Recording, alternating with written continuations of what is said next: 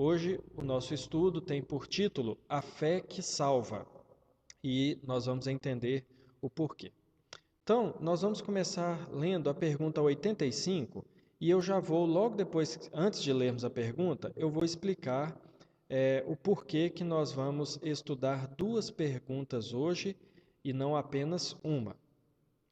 Essa pergunta 85, ela vai dar três respostas. Aliás, ela vai ter uma resposta e nessas três respostas, ela vai dar uma resposta e nessa resposta ela vai apresentar três aspectos diferentes. A resposta está subdividida em três temas, em três aspectos. E cada um desses é contemplado pelas perguntas seguintes. Então, vamos ler a pergunta e a resposta e depois vai ficar mais claro para os irmãos. A pergunta 85 do Breve Catecismo, eu não sei se está... Só deixa eu dar uma pausa, irmãos. Eu não sei se está tudo ok com a transmissão, porque tem uma irmã dizendo que não está conseguindo reproduzir lá. Eu gostaria de saber se tá tudo bem, está tudo ok, se os irmãos estão conseguindo assistir aí de maneira tranquila. Aguardo um retorno dos irmãos. Então vamos lá. A pergunta 85, ela levanta a seguinte questão: o que Deus exige de nós para que possamos escapar à sua ira e maldição em que temos incorrido pelo pecado?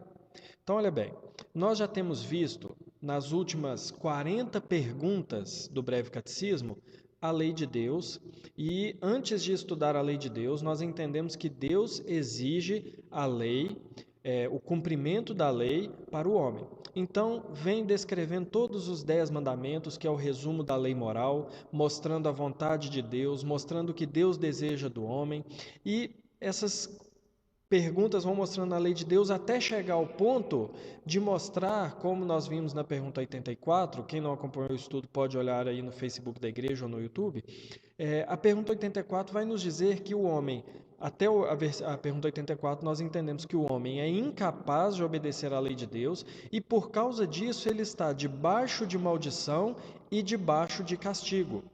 Então, o resumo das últimas, talvez 40 perguntas do Breve Catecismo é o seguinte: Deus deu a lei ao homem e Deus exige que o homem cumpra a lei de Deus.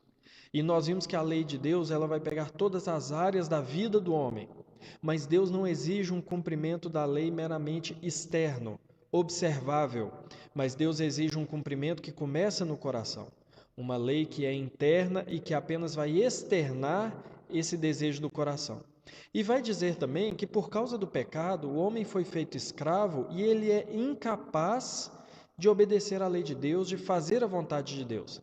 Sendo desobediente a Deus, qual é o resultado? O homem está debaixo de castigo, porque Deus prometeu castigo para a desobediência, e o homem está debaixo de maldição. Por quê? Porque o pecado não permite que ele faça a vontade de Deus.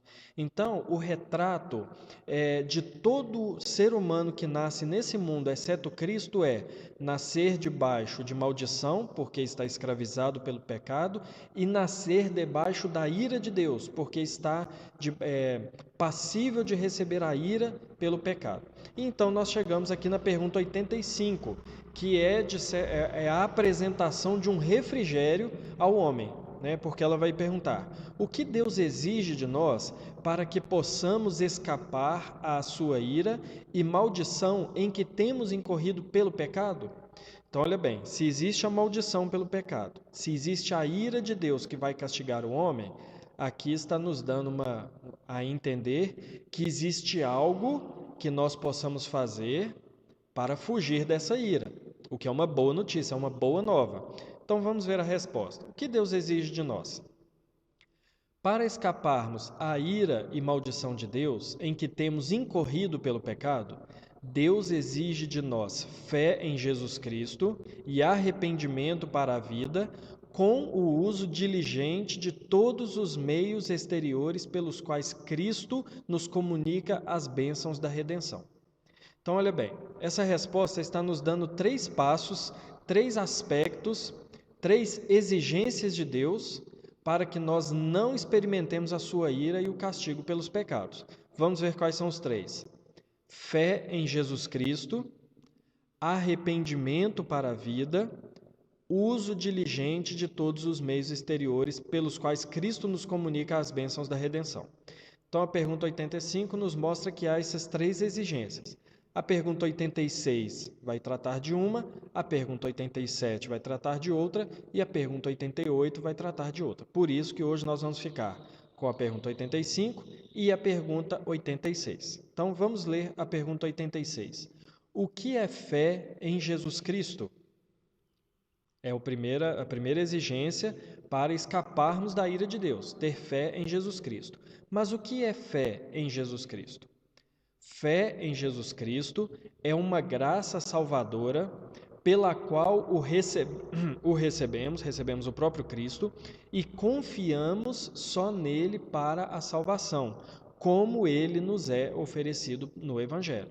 Então, fé em Jesus Cristo é uma graça salvadora pela qual o recebemos e confiamos só nele para a salvação, como ele nos é oferecido no Evangelho. Então, isso é fé em Jesus Cristo e é sobre isso que nós vamos discorrer nesse estudo. Agora eu levanto aos irmãos a pergunta que eu coloquei fixada aí nos comentários do Facebook, que eu tirei por hora, mas eu vou repetir e eu gostaria da opinião dos irmãos. Coloque no comentário aí o que você pensa. Boas obras salvam?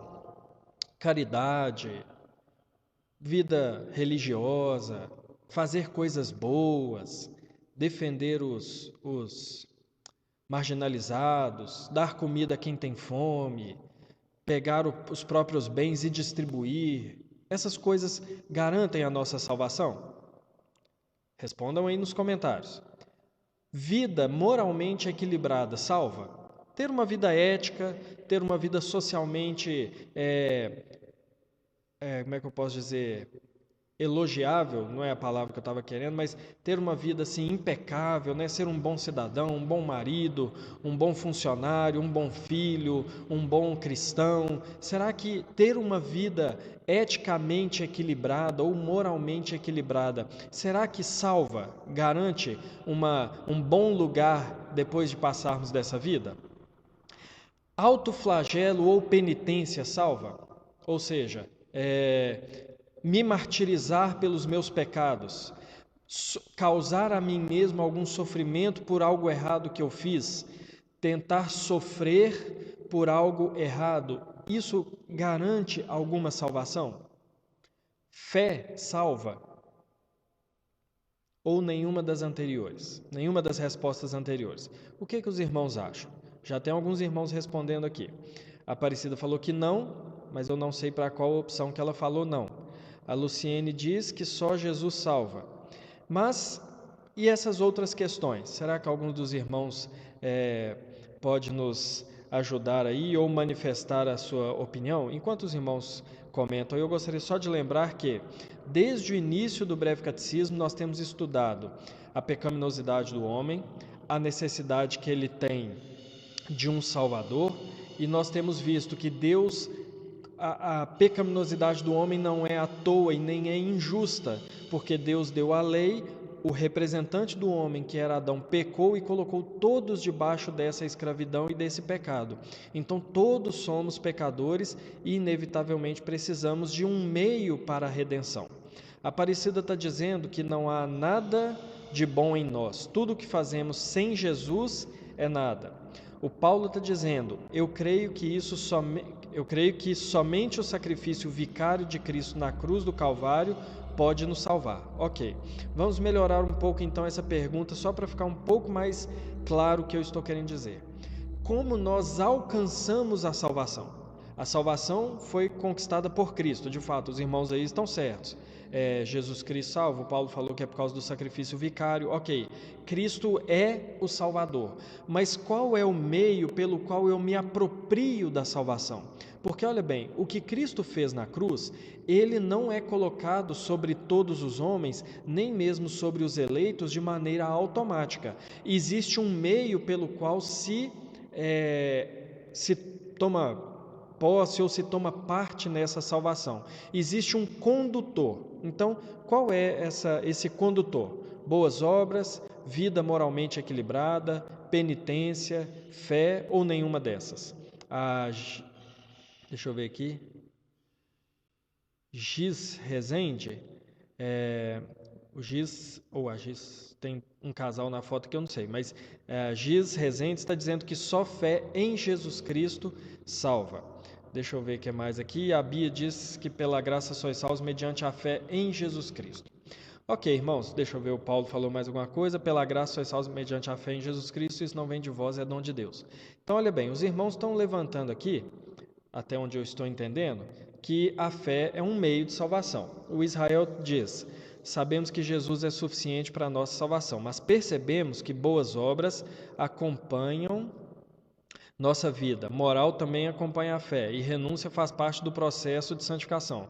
Ladrão na cruz nada fez como exemplo. Mas olha só, o Israel está colocando boas obras e vida moral não como meio de salvação, como resultado da salvação, mas e o meio da salvação?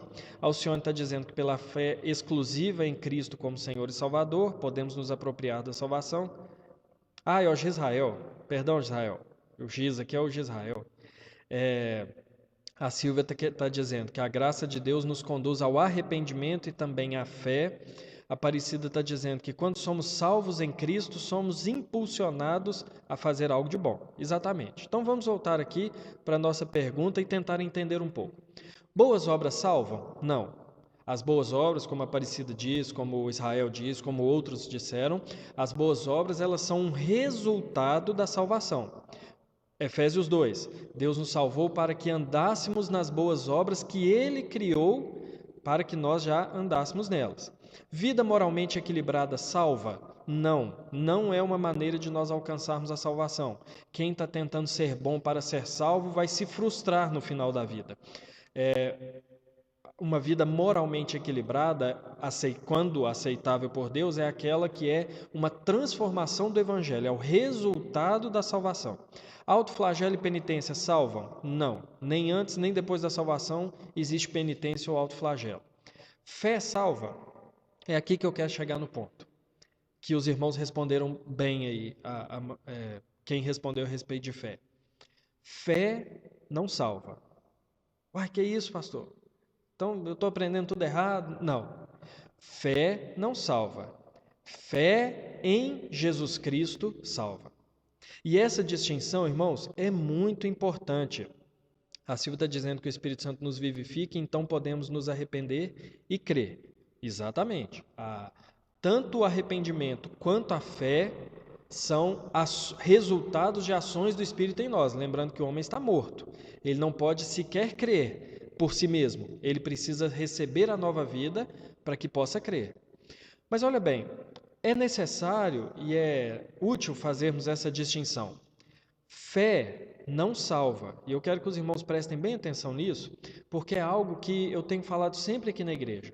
Um termo, quando se torna muito comum, ele se torna vazio de significado, porque o se tornar muito comum vai tornando o seu entendimento muito diferente. É possível que duas pessoas conversem sobre fé falando de coisas diferentes. Então, olha bem, fé não salva. Nós vamos ver isso daqui a pouco. Fé em Jesus Cristo salva. Então, o correto não é dizermos nós somos salvos pela fé.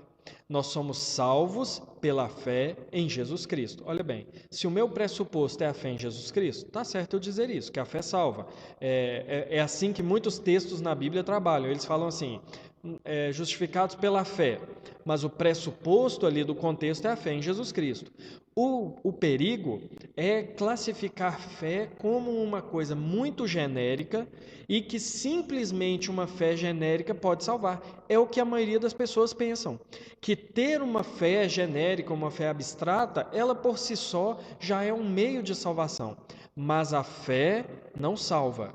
O que salva é fé em Jesus Cristo, exclusivamente em Jesus Cristo. E o que eu gostaria de nós que fizéssemos aí no decorrer do estudo é justamente entendendo um pouco o que é fé e o que é fé em Jesus Cristo. Então vamos passar primeiro aqui por o que é fé, pela questão o que é fé. Como eu falei antes, é bem possível que duas pessoas conversem sobre fé, mas tendo pressupostos diferentes. Duas pessoas podem conversar falando assim: você precisa de fé para ser salvo. E a outra pessoa responde assim: mas eu tenho fé, então eu estou salvo. É totalmente possível, aliás, é muito comum que isso aconteça, que as duas pessoas tenham compreensões diferentes do que seja fé. Por isso que é necessário nós entendermos de fato o que é fé. Vamos lá. Fé é um significado esvaziado nos nossos dias. Quando eu falo de significado esvaziado, eu quero dizer que se tornou tão comum que as pessoas não sabem mais exatamente o que isso significa. Cada um vai dar uma definição de fé, mas a nós não interessa as definições comuns, corriqueiras ou pessoais. A nós interessa a definição bíblica do que é fé. Então, olha só, fé é um desejo intenso? Não. Para muitos, isso é fé. Eu tenho fé que as coisas vão melhorar. Isso é só um desejo intenso de que as coisas vão melhorar. Tem muita gente que diz assim, né, de maneira completamente tola: eu tenho fé na humanidade. O que significa isso? Eu tenho um desejo de que a humanidade melhore e tal. Então, para muitos, fé é um desejo intenso, um pensamento positivo. É como se a minha vontade de que algo acontecesse fosse tão forte que pode levar esse algo a acontecer. É assim que muitos entendem fé, inclusive no meio cristão. Muitas vezes nós classificamos a fé como algo que nós precisamos ter muito forte para que esse sentimento impulsione algo a acontecer. Quando Jesus fala assim: aquele que tiver fé pode dizer esse monte, saia daqui e vá para acolá. Na mentalidade de muitos, essa fé que Jesus está querendo dizer é um desejo tão grande, é uma força interior tão grande que vai escapar em um poder para fazer alguma coisa acontecer. Mas isso não é fé. Não é isso que a Bíblia chama de fé, um desejo intenso. Fé também não é um salto no escuro. Para muitos, isso é fé. Isso até ficou muito conhecido no meio tanto teológico quanto filosófico por um teólogo que era cristão, um filósofo cristão, mas que em algumas coisas ele não caminhava junto com a fé reformada, e ele dizia que a fé era o salto no escuro. O salto no escuro é o quê? É você dar um passo sem saber o que está adiante. E mais uma vez, para muitos, a fé em Jesus é um salto no escuro. Muitos entendem confiar em Jesus para a salvação como um salto no escuro. Ah, eu vou confiar em Jesus aqui, vamos ver o que vai dar. No pensamento comum, fé é isso. Eu tenho fé que vai dar certo, eu tenho fé que eu vou conseguir. Então, é um salto no escuro. É dar um passo sem conseguir enxergar, sem ter certeza nenhuma do futuro. Para muitos, isso é fé. Mas também não é o que a Bíblia fala a respeito de fé. E para muitos, fé é um sentimento religioso muito forte.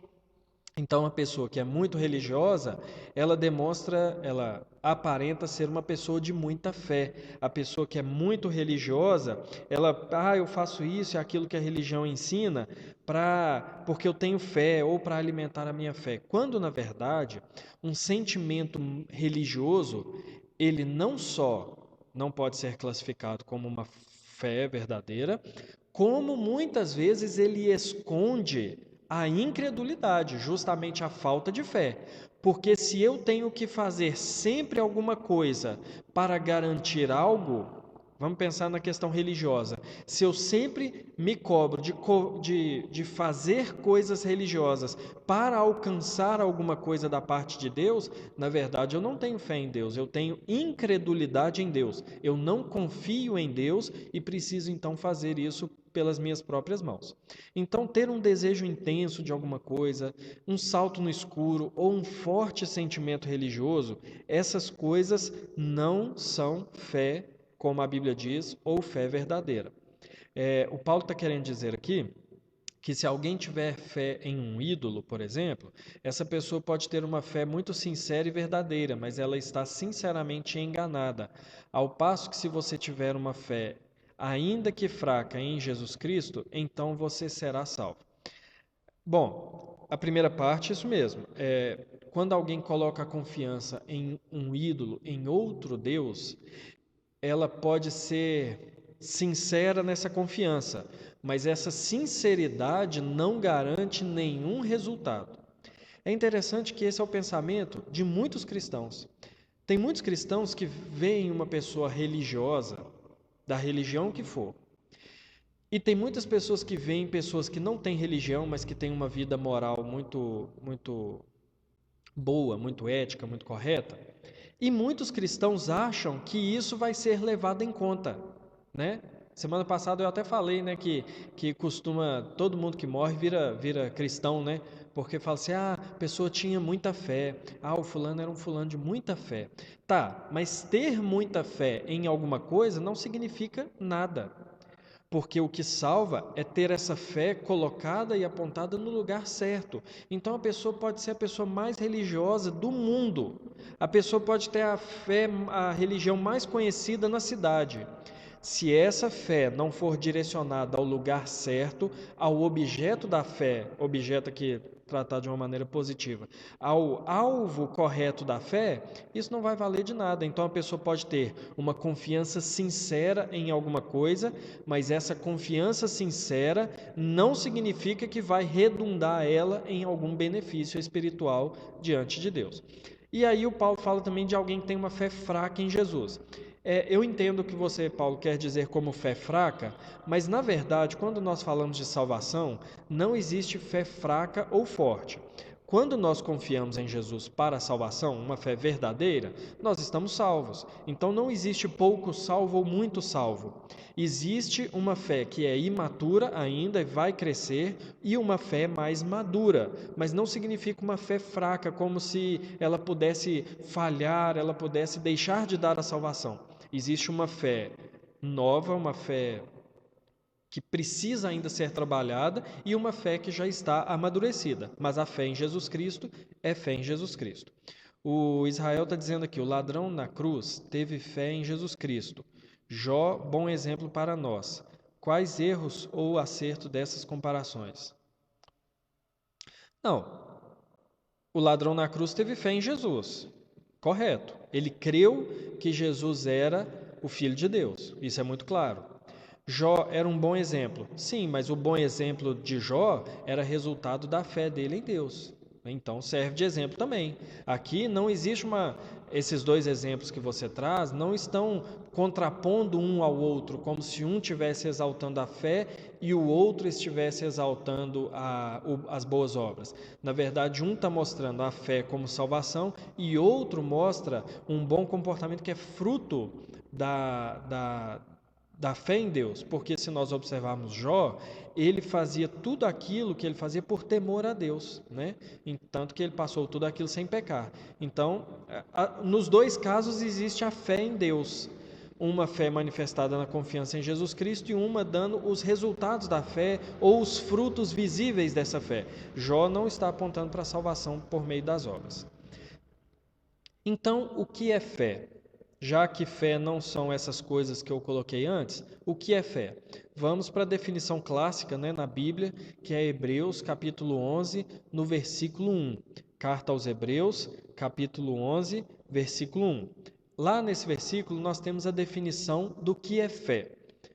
Esse versículo diz: ora, a fé é a certeza das coisas que se esperam, a convicção de fatos que se não veem. Vamos ler mais uma vez. A fé é a certeza de coisas que se esperam, a convicção de fatos que se não veem. Então, tendo como base que fé é uma certeza e uma convicção, vamos voltar aqui ao slide anterior. Será que a fé é um desejo intenso? Não, porque o desejo ele pode ou não se cumprir. A fé é uma certeza, é uma confiança.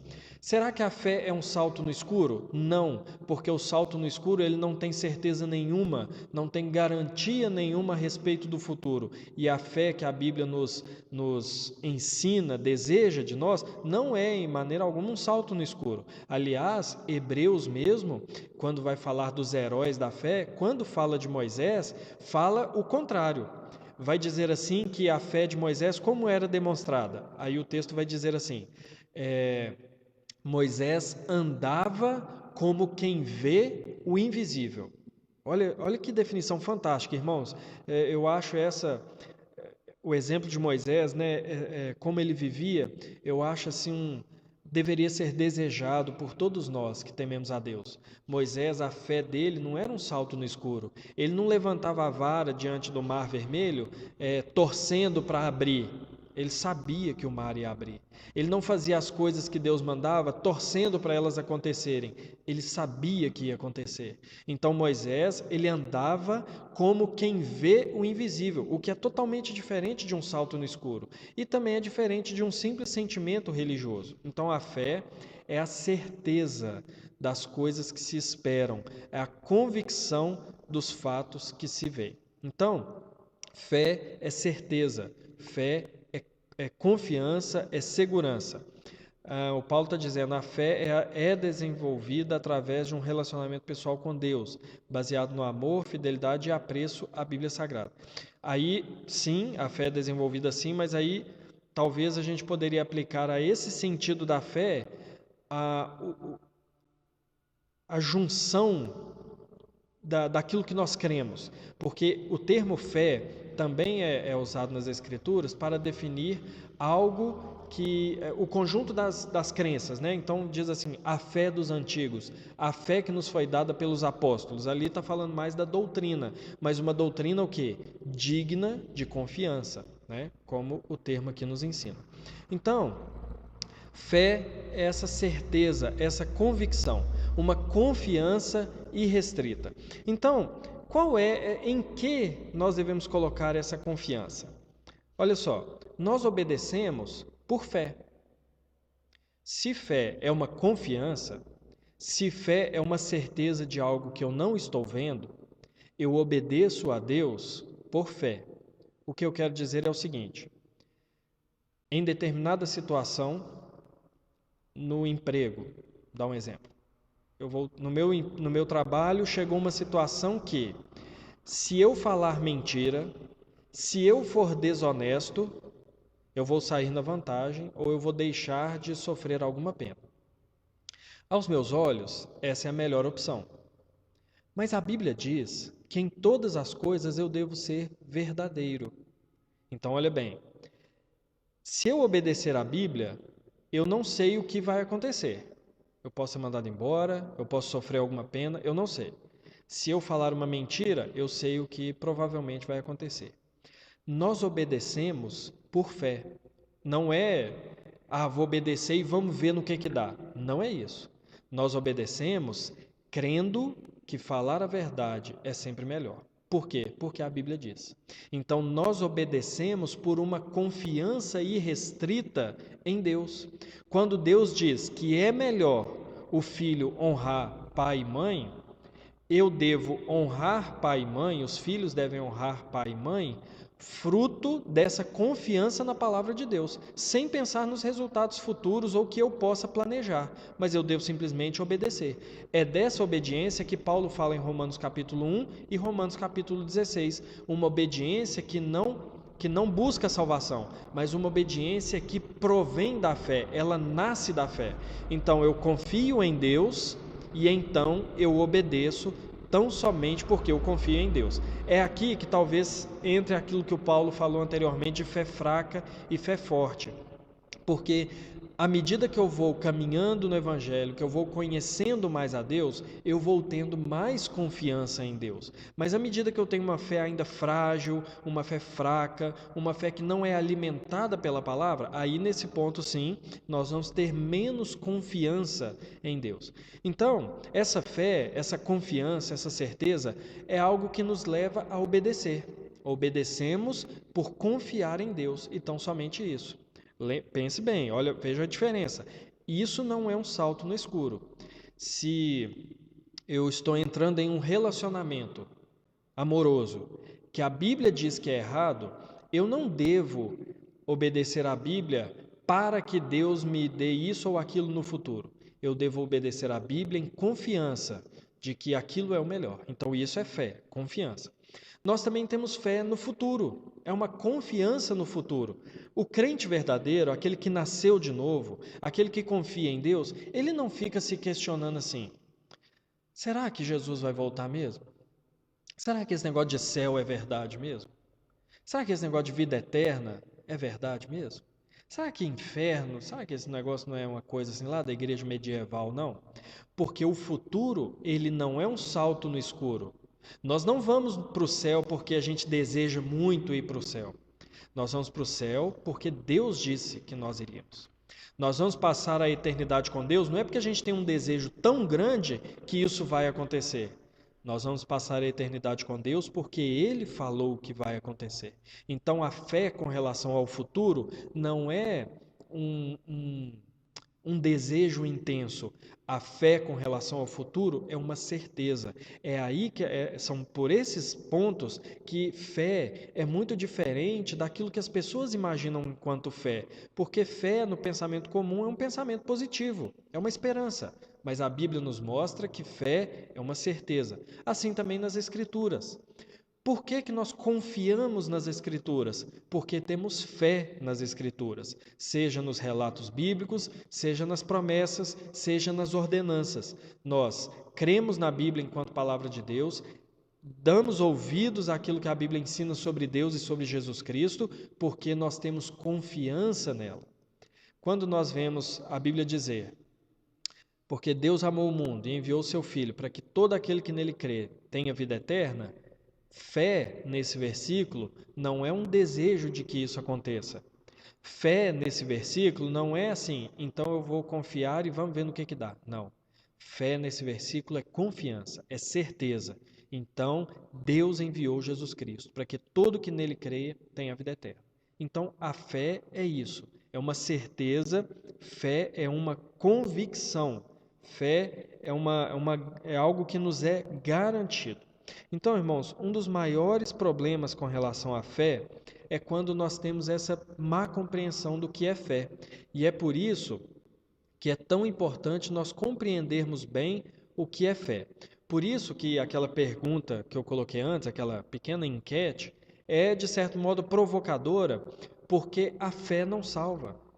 Porque se nós falarmos tão somente que fé salva, qualquer coisa onde eu coloco a confiança, eu posso entender que me salva. E essa má compreensão ela é comum até no meio cristão, justamente por tão comum que essa palavra fé se tornou. Então, fé, de acordo com as Escrituras, é uma confiança irrestrita, é uma garantia que nós temos, fé é diferente de esperança, né? Nós falamos isso aqui ano passado no estudo bíblico sobre o que é fé. Fé é diferente de esperança. Esperança é algo que nós estamos aguardando. Fé é a certeza da esperança. Como Hebreus diz, ele separa as duas coisas. Fé é a certeza das coisas que se esperam. É a convicção daquilo que nós ainda não vemos, mas temos certeza. Então, quando nós perguntamos assim, o que é fé? Fé é uma confiança irrestrita. Fé é uma certeza. Fé é uma convicção. Isso é fé. Isso é fé verdadeira. E aí, nós caminhamos então para o segundo ponto aqui do nosso estudo. Já que fé não salva, o que salva? Fé em Jesus Cristo. O que é fé em Jesus Cristo? Já definimos o que é fé, biblicamente falando. É uma confiança, é uma convicção. E o que é, então, fé em Jesus Cristo, colocada em Jesus Cristo? Então, vamos tentar definir primeiro o que não é. Porque, olha bem, assim como fé é muito mal compreendida, fé em Jesus Cristo também é muito mal compreendida. Muitas pessoas vivem de uma maneira como se tivesse fé em Jesus Cristo, quando na certeza não é bem fé em Jesus Cristo que tem, não. A Alcione está perguntando, fé é certeza porque está escrito na palavra. Confere? Fé é certeza por causa da confiança em Deus. Porque nós cremos na palavra também por confiança em Deus. Então, é claro que é um círculo virtuoso, né? Falar vicioso, é um círculo virtuoso. Porque quando nós conhecemos a Jesus, quando nós recebemos a fé, que é dom do Espírito Santo, nós conhecemos mediante o quê? A palavra de Deus. Então, a palavra de Deus nos ensina sobre Jesus Cristo e o Espírito Santo nos dá um novo coração capaz de crer. E então nós cremos em Jesus Cristo. Nós cremos na palavra. Mas depois nós vamos entender que essa palavra, por que ela é fidedigna? Porque ela veio de Deus. Então nós cremos na palavra, porque nós cremos que veio de Deus por inspiração do Espírito Santo. Então a fé é uma confiança em Deus e em como Ele se revela na palavra. É essa confiança que o Espírito Santo nos dá, né? Mas de onde vem essa confiança em Deus e na palavra? A Silvia já nos lembrou nos comentários. É dom do Espírito Santo. Lá em Efésios diz que a fé é um dom do Espírito Santo. Então a fé é uma certeza naquilo que a palavra diz sobre Deus, sobre as promessas, porque nós sabemos que a palavra veio de Deus e Deus é digno de confiança. Então fé, ela é essa certeza, não somente porque está escrito na palavra, mas porque nós temos a certeza que a palavra veio de Deus e que Deus é fiel à sua palavra. Então, irmãos, o que é fé em Jesus Cristo? Mais uma vez, nós estamos diante de um termo que pode ser muito mal compreendido. Primeiro, fé em Jesus não é simpatia por Jesus. O que é simpatia por alguém? Simpatia por alguém é quando a gente gosta, quando a gente tem alguma empatia, né? Assim, gosta de alguma coisa, mas não tem muita ligação com a pessoa, não faz parte tanto assim da nossa vida, não temos nenhuma obrigação com essa pessoa. Isso é simpatia por alguém. A gente pode ter simpatia por pessoas que nós nunca vimos. Tem alguma pessoa famosa, algum pastor famoso, alguma pessoa aí na mídia, que nós somos simpáticos àquela pessoa, talvez sem nunca conhecer. Fé em Jesus Cristo não é simpatia por Jesus Cristo. Sabe por quê, meus irmãos? Porque o que nós temos no nosso país, na cultura que nós vivemos, não é fé em Jesus, é simpatia por Jesus. Então, quando eu digo que eu creio em Jesus, quando eu digo que Jesus é meu Senhor, quando eu uso algumas datas para lembrar do que Jesus fez e de quem Ele é, quando eu ponho um adesivo de Jesus no meu carro, eu ando com a camisa escrito Jesus, mas a minha confiança de salvação não está nele, quando eu coloco a confiança em outro mediador ou em mim mesmo, na verdade eu não creio em Jesus. Eu tenho no máximo uma simpatia por Jesus, assim como tem gente que tem simpatia pelo Neymar. Assim como tem gente que anda camisa com a foto de algum cantor sertanejo. Então, simpatia não é fé. Simpatia é gostar de algumas coisas ligadas a tal pessoa, mas esse gostar não fala nada a respeito da vida espiritual. Por isso que a fé em Jesus ela não é demonstrada por questões externas apenas. Ela é uma questão do coração. Porque eu posso ficar falando de Jesus a vida inteira, mas na verdade eu confiar em mim mesmo para a minha salvação. Então, fé não é simpatia por Jesus. Não nos enganemos. O próprio Jesus diz, não é todo mundo que diz Senhor, Senhor, que é ovelha dele, não. Fé em Jesus também não é adesão doutrinária. Existem muitas pessoas, muitos cristãos, que acham que só porque a Aparecida falou que simpáticos não entram no céu. Verdade, viu, Aparecida? Simplesmente simpático não entra no céu, não. Tem muitas pessoas que pensam que só porque alguém professa uma fé parecida com a nossa, pode ser chamado de irmão em Cristo, ou pode ser de fato irmão em Cristo. No entanto, lá em Romanos vai dizer que com a boca se confessa, mas antes o coração crê. Então, a verdadeira fé é uma confissão que provém do coração. Existe a confissão doutrinária que não provém do coração, provém então somente de uma adesão doutrinária. Então, eu vejo uma explicação de uma determinada religião para a realidade e eu me torno simpático ou sou agora adepto daquela visão de mundo. Então eu posso ver uma explicação, vou dar alguns exemplos. Eu posso ver uma explicação espírita, da doutrina espírita, para a realidade. Eu posso entender que faz sentido. Não, isso aí faz sentido, eu acho que eu vou ser espírita. Ou eu posso ver uma explicação ateia e naturalista da origem da vida, e eu posso pensar assim: ah, faz sentido. Não, eu acho que eu vou ser adepto agora dessa visão de mundo. Ou eu posso ver uma explicação bíblica da origem do mundo, da origem do mal, do sentido da vida, e sem ser transformado por essas verdades, eu posso me tornar adepto dessas verdades. Eu posso pensar: ah, faz sentido, então eu acho que agora eu vou ser cristão. É por isso que existe tanto cristão nominal. É por isso que existe tanto cristão que a fé não é evidenciada na sua vida, porque é simplesmente uma adesão doutrinária. Mas isso também não é fé em Jesus Cristo.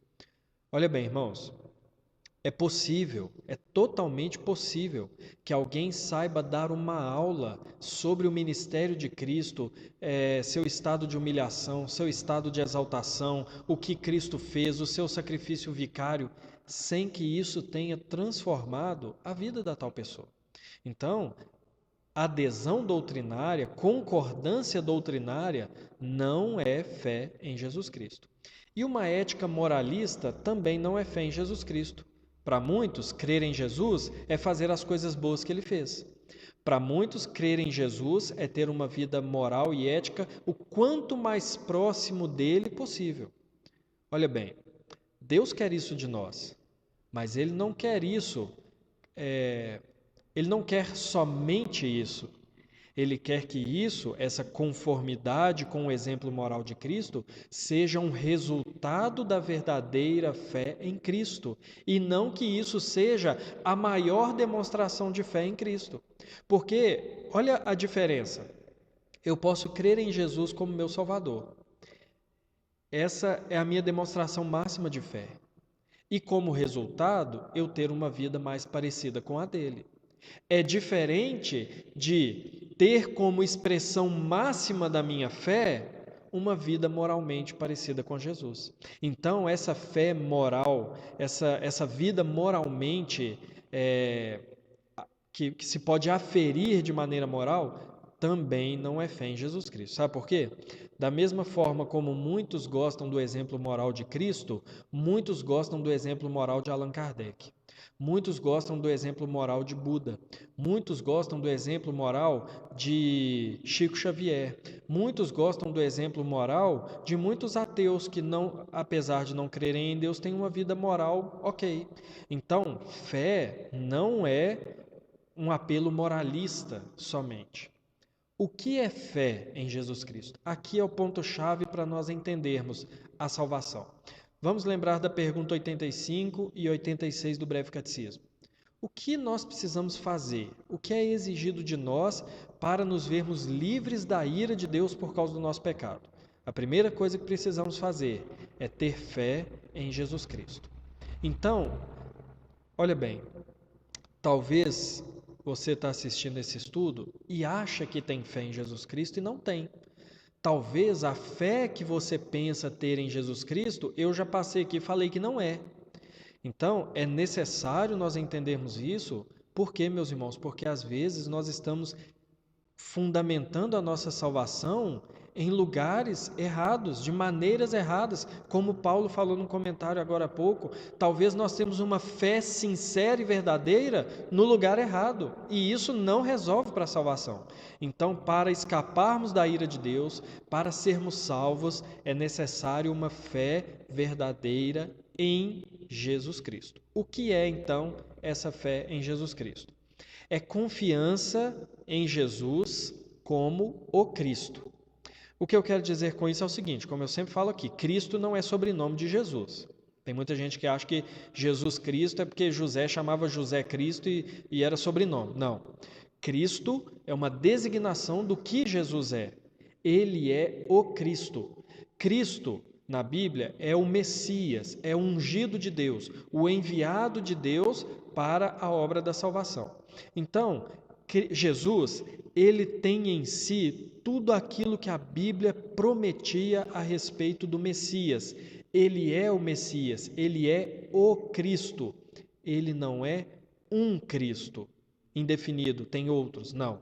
Ele é o Cristo, ele é o único Salvador, ele é o único mediador. Então, ter fé em Jesus, deixa eu mudar a página aqui. Ter fé em Jesus significa crer em quem Jesus é. Ele é o Cristo. O que Jesus fez enquanto o Cristo, enquanto o Messias? Porque crer em Jesus, irmãos, não é crer que ele existiu. Crer em Jesus não é crer que ele foi filho de José e Maria. Crer em Jesus é ter essa confiança, essa convicção do que ele fez no seu ministério terreno. É entender tudo aquilo que ele fez e o resultado disso tudo para nós. Isso é ter fé em Jesus Cristo. Crer que ele existiu, tem muito ateu que crê. Então, o que é ter fé em Jesus Cristo? Primeiro, é crer que ele é o Filho de Deus, porque o Messias é o Filho de Deus. Então, se eu creio em Jesus, que ele é um homem comum, que tão somente recebeu um poder a mais, eu não tenho fé em Jesus. Fé em Deus como o Cristo é crer que ele é Deus, da mesma essência de Deus Pai e Deus Espírito, que ele é um com o Pai e com o Espírito, que ele é Deus e que ele se encarnou para se tornar um de nós sem deixar de ser Deus. Ele é Deus e ele é homem. Então, isso é crer em Jesus como o Cristo. Mas também é crer que ele obedeceu à lei em nosso lugar, que nós deveríamos apresentar a Deus uma obediência perfeita, mas por sermos escravizados pelo pecado nós não conseguimos, mas que ele fez isso por nós. Então, entender Jesus como Messias significa entender que ele tomou o lugar de nosso representante diante de Deus e diz para Deus: eu vou obedecer no lugar deles. Também significa crer que ele assumiu não somente a nossa obediência, mas ele assumiu também a culpa do nosso pecado. Por que o nosso pecado é perdoado por meio de Cristo? Não é porque Cristo foi tão bom que Deus deixa o nosso pecado passar impune. Não, é porque além de ter sido bom por nós, ele foi castigado por nós e sofreu a culpa do nosso pecado. É por isso que lá no início do estudo eu falei que penitência não existe, nem antes nem depois da salvação, porque toda penitência, todo flagelo que deveria ser causado no homem pelo pecado, foi causado em Cristo. Então, quando eu me penitencio por causa dos meus pecados, eu estou ignorando a cruz de Cristo, eu estou ignorando o que ele fez na cruz. Então, crer em Jesus significa crer que ele obedeceu por mim, ele foi santo em meu lugar e ele foi condenado também em meu lugar. Eu recebo a santidade dele e eu coloco o meu pecado sobre ele ali na cruz. E significa dizer que ele ressuscitou e que assim como ele ressuscitou, aqueles que creem nele também vão ressuscitar. Então, olha bem, como que é diferente, vamos voltar no slide anterior. Como que fé em Jesus é diferente somente de uma simpatia por ele, somente de uma adesão doutrinária e somente de viver uma vida moralmente parecida com ele? É completamente diferente, porque fé é confiar que Jesus obedeceu por mim, morreu por mim, ressuscitou por mim e que só ele é o Salvador. E isso é fé em Jesus Cristo. E isso é uma fé, é uma confiança que Jesus é o Cristo. É uma confiança de que Jesus é o único mediador. E confiar em Jesus como único mediador, e não apenas um de outros mediadores, é passo de fé também, como nós veremos. O Israel está dizendo: aquele que crê no Filho tem a vida eterna, mas aquele que não crê não terá a vida, mas a ira de Deus sobre ele permanece. Exatamente, João 3,36. Israel está citando João 3,36. Aquele que crê tem a vida eterna, e aquele que não crê permanece. Olha bem, aquele que não crê, ele não irá para debaixo da ira de Deus. Ele permanece, porque ele já está lá. Então a fé é simplesmente nós somos retirados debaixo da ira de Deus. Agora, a fé em Jesus também é a confiança na propiciação proposta por Deus. Então, fé salvadora não é tão somente uma fé na pessoa de Cristo, mas é também uma fé na pessoa do Pai. Por quê? Porque o Pai propôs a salvação por Jesus Cristo. É por isso que ele é o único mediador, nós veremos daqui a pouco. Porque o Pai propôs a salvação somente no Filho.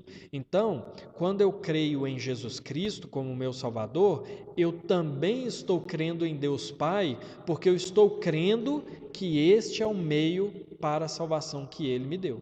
Então, fé em Jesus Cristo, essa fé salvadora, é uma confiança de que Jesus é a solução que o Pai nos dá, a única solução para a nossa salvação. E eu entendo o que Cristo fez por mim, eu entendo que na cruz Ele pagou pelos meus pecados, eu entendo que porque Ele ressuscitou, eu também ressuscitarei, e então essa confiança é a fé salvífica. Crendo verdadeiramente nisso, eu sou salvo. Agora, dois textos alguns textos aqui. Eu coloquei Romanos 5:1 e também Efésios 2:10 para nos lembrar que a fé é o meio pelo qual nós tomamos parte nessa bênção de salvação. Romanos 5:1 vai começar dizendo: justificados, pois, mediante a fé, temos paz com Deus. Aqui, como eu falei, a fé em Jesus Cristo está pressuposta porque o contexto fala de Jesus Cristo. Justificados, pois, mediante a fé, então, quando eu creio em Jesus, eu sou justificado dos meus pecados. Quando, no momento em que eu creio, Deus me declara justo. No momento em que eu creio em Jesus, que pagou os meus pecados são perdoados e a culpa ela é retirada de sobre mim. E Efésios 2 vai dizer: pela graça sois salvos mediante a fé. Então, lá Paulo está dizendo, é graça de Deus a salvação, nós somos, pela graça, somos salvos por meio da fé em Jesus Cristo. E ele vai completar dizendo, isso não vem de vós, é dom de Deus. Agora, nós vamos voltar à pergunta 86 do Breve Catecismo, a resposta, com alguns textos para nos ajudar a entender. Antes, eu vou ler aqui o comentário da Aparecida. Ela diz que ele ofereceu em libação pelos nossos pecados, foi sacrifício pelos nossos pecados, exatamente. Por isso que a fé que salva não é simplesmente uma fé, uma simpatia, porque isso não perdoa pecados, mas é crer que ele morreu pelos nossos pecados. Então, olha a resposta da pergunta 86 do Breve Catecismo com alguns textos. Fé em Jesus Cristo, então, fé em Jesus como o Cristo, lembrando lá de 1 Timóteo, capítulo 2, versículo 5. Porquanto há um só Deus e um só mediador entre Deus e os homens, Cristo Jesus, homem. Porquanto há um só mediador, Cristo Jesus, homem. Não existe outro meio de salvação, é somente Jesus Cristo. Então, fé em Jesus é uma graça salvadora, e aqui nós lembramos de João capítulo 6. Ninguém pode vir a mim, Jesus falando, ninguém pode vir a mim se o Pai que me enviou não o trouxer, e eu o ressuscitarei no último dia. Então, fé em Jesus Cristo é uma graça salvadora, não é algo que nasce naturalmente em nós, não é algo que é fruto da nossa piedade, mas é algo que Deus nos dá, vem de Deus para nós. Ah, então quer dizer que se Deus não me der essa fé eu nunca vou crer? Olha o que Jesus diz no capítulo 6: ninguém pode vir a mim se o Pai que me enviou não o trouxer. O que Jesus está querendo dizer é que ninguém olha para Ele como Salvador, ninguém olha para Ele como mediador, se os olhos não forem, se a cegueira dos olhos não for retirada por Deus Pai. Então, A salvação, a fé em Jesus, é uma graça salvadora pela qual o recebemos, ou seja, recebemos Cristo e confiamos só nele para a salvação, somente nele. Olha o que Atos 10, 43 diz: dele, de Cristo, todos os profetas dão testemunho de que, por meio do seu nome, todo aquele que nele crê recebe remissão de pecados. Então, quando nós recebemos a Cristo e confiamos nele para a salvação, nós somos salvos. Agora, olha que interessante esse complemento aqui. Como ele nos é oferecido no Evangelho. Ou seja, eu não posso crer em Jesus da maneira que eu quiser. Isso é idolatria. É eu criar um Cristo do jeito que eu acho que ele é. Crer em Jesus, essa fé salvadora, é crer em Jesus como ele nos é oferecido no Evangelho. Romanos capítulo 1, 2 a 4. O qual, o Evangelho, foi por Deus outrora prometido por intermédio dos seus profetas nas Sagradas Escrituras com respeito a seu Filho. O que do Filho é dito no Evangelho? O qual, segundo a carne, veio da descendência de Davi e foi designado Filho de Deus com poder, segundo o Espírito de santidade, pela ressurreição de mortos, a saber, Jesus Cristo nosso Senhor. O que o Evangelho diz? Aqui Paulo está definindo de maneira bem breve. O Evangelho está dizendo que Jesus, o Filho de Deus, se tornou homem da descendência de Davi e, tendo cumprido a obra em favor dos eleitos, ele foi designado, foi classificado como Filho de Deus. Aqui está falando do Filho de Deus depois da sua obra, né? Segundo o Espírito de santidade pela ressurreição dos mortos. Então, Cristo nos é oferecido pelo Evangelho dessa maneira. Ele é o Filho de Deus, ele é aquele que pagou os pecados, ele é aquele que recebeu a bem-aventurança eterna e ele dá todas essas coisas àqueles que nele creem. Então, isso é fé em Jesus Cristo. Agora, de maneira bem breve, para nós já encerrarmos, se alguém tiver mais algum comentário, alguma pergunta, já pode ir preparando aí, que nós já estamos encerrando. Por que a fé em Jesus salva?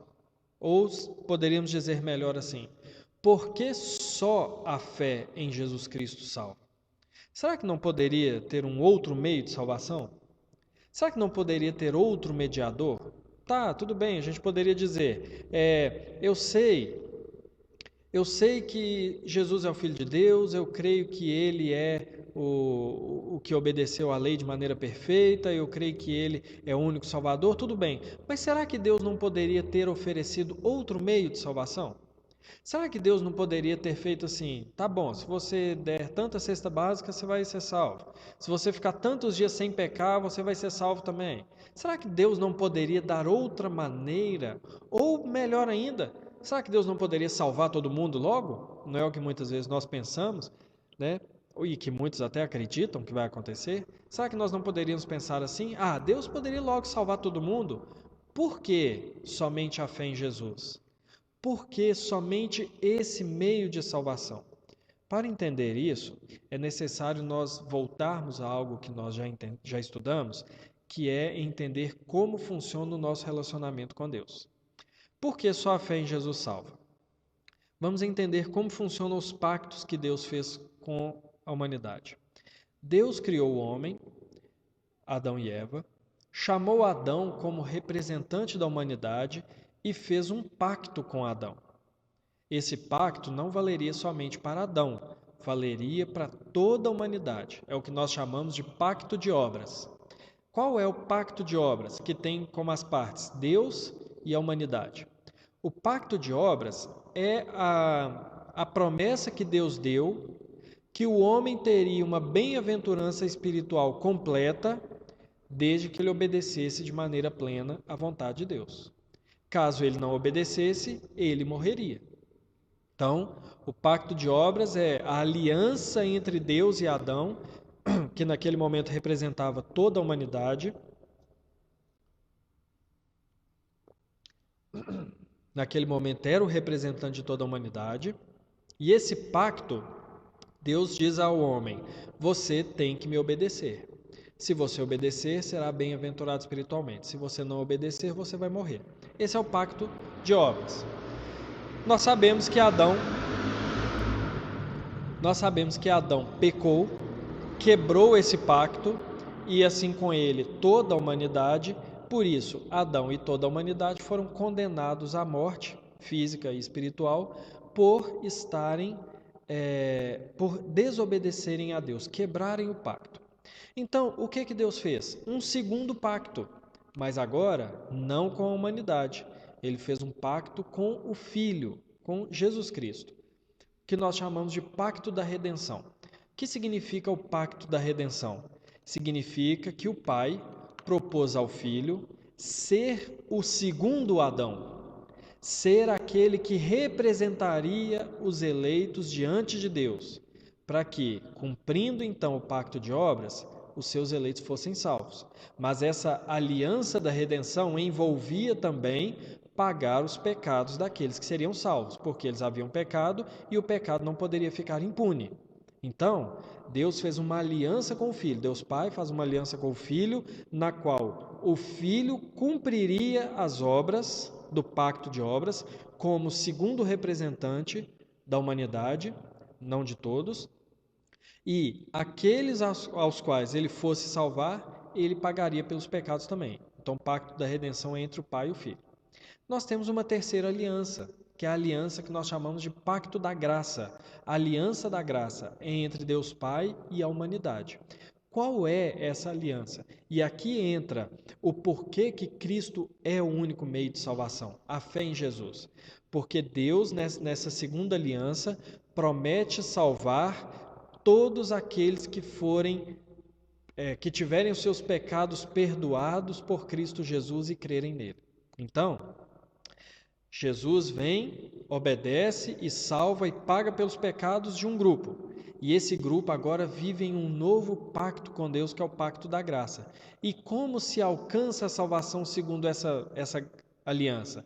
Não mais pelas obras, como era o primeiro pacto, porque o homem já se mostrou incapaz de se salvar pelas obras. E Deus diz nesse pacto que a salvação ela é alcançada pela fé em Jesus Cristo, pela fé no seu Filho como o único Salvador. Então, o pacto da graça nos diz que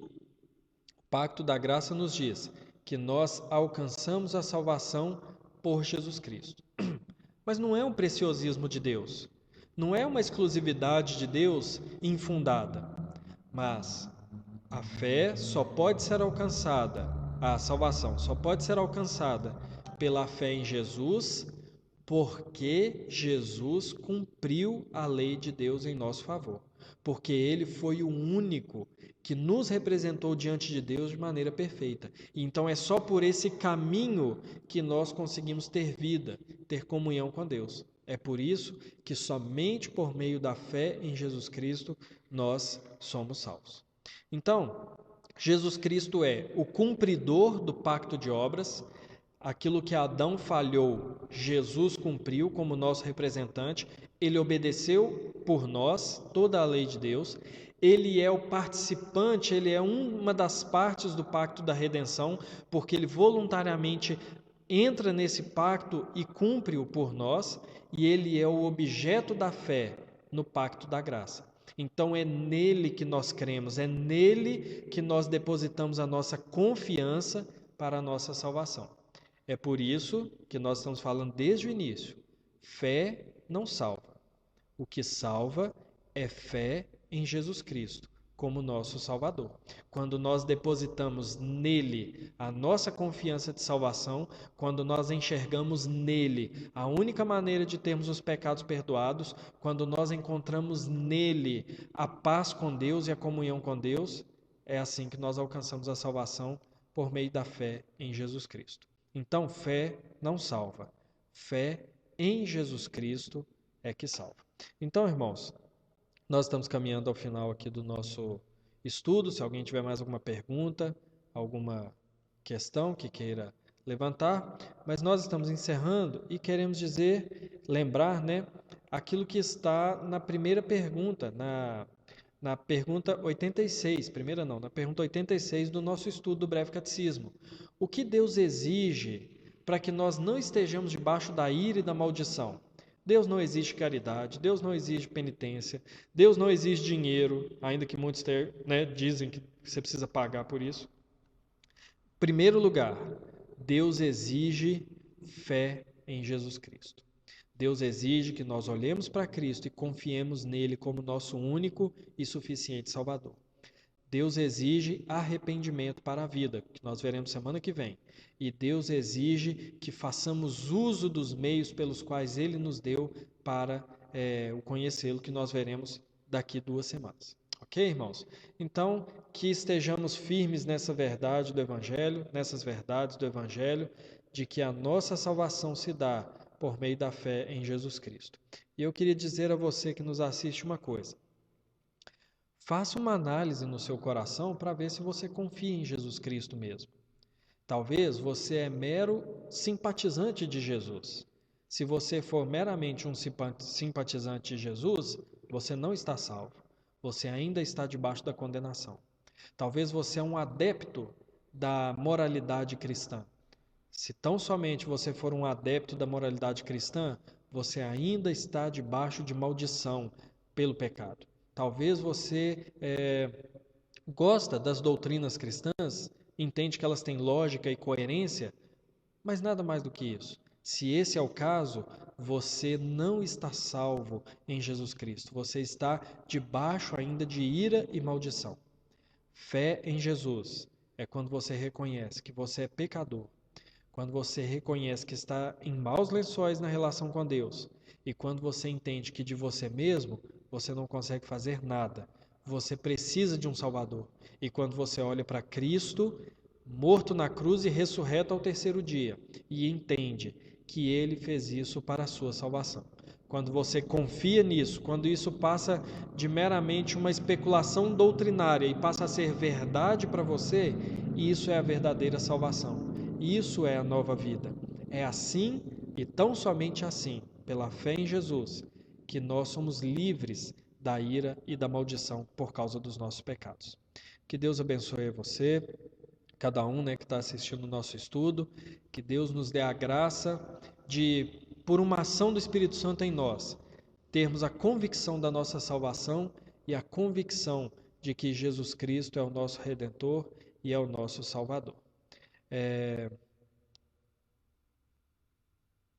A Alcione está dizendo, poderia citar algumas evidências de quem realmente creu em Cristo de forma bíblica? Bom, as evidências, por exemplo, Efésios capítulo 2, vai nos dizer assim, Efésios capítulo 2, a partir do versículo 10, não, a partir do versículo 8, Paulo vai dizer assim, pela graça sois salvos, mediante a fé, e isso não vem de vós, é dom de Deus, não por obras, para que ninguém se glorie, pois somos feitura dele, criados em Cristo Jesus para boas obras, as quais Deus de antemão já criou para que andássemos nela. Então, Paulo ali em Efésios está dizendo o seguinte, nós somos salvos pela fé, e isso não é uma dádiva nossa, é algo que Deus fez por nós. Mas para que Deus faz isso? Ele faz isso para que nós vivamos em uma nova vida. Vivamos agora, porque as boas obras que Paulo diz ali em Efésios não é caridade. Boas obras é uma vida santa, é uma vida de obediência a Deus, é uma vida de temor a Deus. Então, as evidências que nós podemos perceber se eu estou em Cristo ou não, eu posso até ter alguma evidência externa. Eu posso demonstrar uma transformação de vida muito grande. Isso pode ser uma evidência da minha salvação, mas não segundo aquilo que eu entendo como uma vida boa, mas aquilo que a Bíblia diz que é uma vida boa. Então, existem comportamentos morais que eles podem ser fabricados. Existem comportamentos morais que eles podem ser forjados, sem ser necessariamente o resultado de uma fé verdadeira. Mas o que é o resultado de uma fé verdadeira? Dificilmente alguém vai conseguir forjar um amor ao próximo que não seja verdadeiro e sincero. Dificilmente alguém vai conseguir forjar, abrir mão dos bens ou abrir mão de uma segurança própria em si mesmo em prol do evangelho, em prol de Cristo, porque isso é fruto de um novo nascimento. O que eu quero dizer é o seguinte, que mais do que ações externas, uma pessoa bondosa, uma pessoa caridosa, uma pessoa religiosa, mais do que essas ações, um coração transformado é o resultado de uma verdadeira fé. Então, talvez a verdadeira fé ela seja, em um primeiro momento, perceptível somente para aquele que a tem. Então eu consigo ver que hoje eu não tenho prazer no pecado como eu teria antes. Talvez hoje eu consigo ver que a maneira como eu lido com as pessoas, com o pecado das outras pessoas, com a falha das outras pessoas, ou que eu lido com as provações, com o dinheiro, com os problemas, é diferente do que eu fazia antes, porque agora eu passo tudo isso confiado em Deus. E essa transformação do coração, essa transformação interna, ela vai naturalmente sendo externada a ponto de ser perceptível. Então, Paulo, lá em Efésios mesmo, ele vai dizer assim: aquele que roubava, ele não rouba mais. Antes, ele trabalha para ter com o que socorrer o necessitado. Ele vai dizer: não mintais uns aos outros. Lá em Colossenses, ele vai dizer assim: que aquele que está em Cristo abandona a imoralidade, abandona a mentira, abandona o engano, abandona o palavreado torpe, abandona uma série de comportamentos e vai se revestindo de Cristo agora, vai se parecendo com Cristo. Então, uma evidência, pensando externamente, de que eu crie de fato em Cristo, é que a minha vida vai sendo transformada. Mas uma evidência interna é de que a minha relação com o pecado, a minha relação com Deus, ela muda, porque eu agora confio tão somente em Deus e eu não confio em ninguém mais para a minha salvação. Então nós temos essas evidências, sabendo que as evidências externas, algumas delas ou muitas delas não são determinantes para que eu veja o próximo como salvo, porque as evidências podem ser fabricadas, mas elas vão me testificando que Deus está trabalhando, elas vão testificando a mim que o Espírito Santo está trabalhando em mim. Então, de repente, no passado eu era muito tentado pelo dinheiro, hoje não mais. De repente, no passado eu era uma pessoa que me irava muito fácil, hoje não mais. De repente, eu era uma pessoa que tinha prazer no pecado, hoje não tenho mais. Isso são evidências dessa verdadeira fé. E a certeza de que eu não preciso fazer nada para a minha salvação. Cristo fez tudo. Uma evidência interna que nós temos é de que nós descansamos tão somente em Deus, sem a nossa preocupação de ter que fazer qualquer coisa a mais para ser salvo. Não sei se respondi a sua pergunta, mas se não respondi, pode colocar aí no comentário que nós vamos tentando aferir melhor aqui a questão. É porque nós temos aí as questões internas e externas, né? As evidências. E as evidências vistas por outro ou por nós mesmos. Então eu fiquei um pouco na dúvida de qual evidência exatamente você está querendo dizer, mas se não respondi, pode colocar aí. Irmãos, nós estamos caminhando então para o final do nosso estudo. Hoje à noite nós teremos o nosso culto, transmitido às 19 horas. Alguns irmãos me passaram o nome que estarão no culto das 17, porque nós temos aí temporariamente um limite de pessoas, né, a estar aqui no culto. Então temos o culto às 17, para quem passou o nome do culto, às 17, o culto às 19, para quem passou o nome para estar no culto das 19, e o culto das 19 horas será transmitido para a Igreja Presbiteriana Central e para a Igreja de São João del Rei. Né? Os irmãos de São João del Rei acompanharão conosco e para todos que quiserem acompanhar no Facebook da igreja. Então nós vamos orar, agradecendo a Deus por esse estudo. Feche seus olhos, nós vamos fazer uma oração e depois da oração estará assim encerrado o nosso estudo. Senhor, muito obrigado por esse dia, pela graça e bênção que temos em Jesus Cristo, de sermos salvos, conhecer a Jesus e termos a confiança e a convicção da nossa salvação. Eu louvo ao Senhor por todos os que estão assistindo esse estudo e peço ao Senhor que eles tenham não convicção de uma determinada doutrina, mas tenham convicção da salvação em Jesus Cristo, de quem Jesus é. Nos abençoe, ó Deus, para que tenhamos, para que andemos na verdadeira fé em Jesus Cristo e não sejamos enganados pelo nosso próprio coração por crer em algo que não é a verdadeira fé, mas que o Teu Espírito Santo traga a nós a confiança e a convicção de quem Jesus é e de que Ele é o nosso Salvador. Nos abençoe no restante desse dia, que sejamos guardados pela graça do Senhor. É a nossa oração em nome de Jesus. Amém.